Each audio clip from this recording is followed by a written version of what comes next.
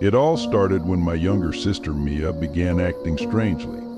At first, it was simple things, whispers in her room at night, and a new, unrecognizable accent in her speech.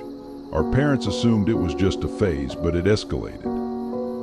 One evening, I heard her laughing in a way that sent chills down my spine. Her voice sounded foreign, guttural, and dissonant, as if layered over with something dark. I confided in a friend, Sam, whose family was known for their deep-rooted beliefs in the supernatural. After hearing Mia's story, he suggested we contact an exorcist. Reluctant but desperate, we arranged a meeting with Father Lucas, an imposing yet oddly comforting figure with piercing blue eyes that felt as if they could see right through you. When Father Lucas arrived, I watched the way his presence instantly shifted the atmosphere in our home. He asked to interview Mia separately, and as I waited outside, I could hear her soft, contradictory whispers.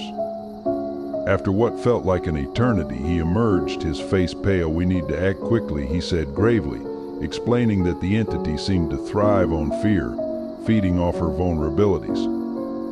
That night, he arranged for a ritual, filling the house with the scent of incense and flickering candlelight. As he began the incantations, I felt a tremor in the air, a tension I had never experienced before. It was as if the walls listened, holding their breath. Mia, sitting in the middle of a circle formed by us, started to convulse.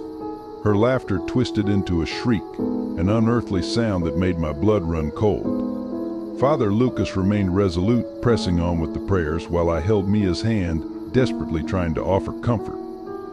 The room filled with shadows, shapes flickering just beyond my line of sight as the air thickened, and I struggled to breathe.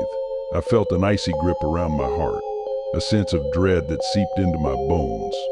"Leave her," I shouted, my voice rising above the chaos, fueled by an instinct to protect my sister.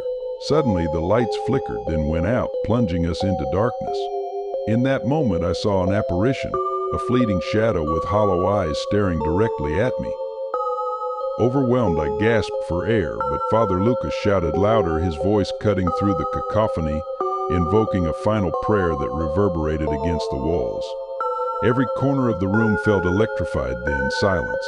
The oppressive weight lifted as Mia collapsed, her body going limp. We rushed to her side, and when she opened her eyes, they were clear, devoid of that haunting otherness. Father Lucas sighed, leaning against a wall, his face exhaustion etched deep into his features. "It's over," he whispered, though I could tell we hadn't seen the last of it. In the ensuing days, we grappled with the aftermath, but Mia began to recover. Still, every night I checked in on her, listening for whispers or strange laughter, haunted by the knowledge that darkness can creep back in when you least expect it. Father Lucas had deepened my caution towards the unexplained, reminding me that some doors are best left unopened, and while the exorcism had released Mia, the battle with the unknown was far from finished.